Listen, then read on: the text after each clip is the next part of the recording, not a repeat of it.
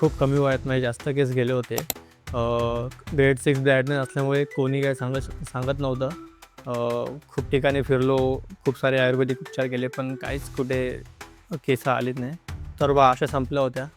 शेवटी न्यूजमध्ये निलेश सरांना भेट घेतली आणि त्यांनी ग्रेड 6 बॅडनेस असल्यामुळे त्यांनी मला ट्रान्सफर सजेस्ट केलं आणि ते 100% खात्री म्हणजे माझा पूर्ण पार पडला.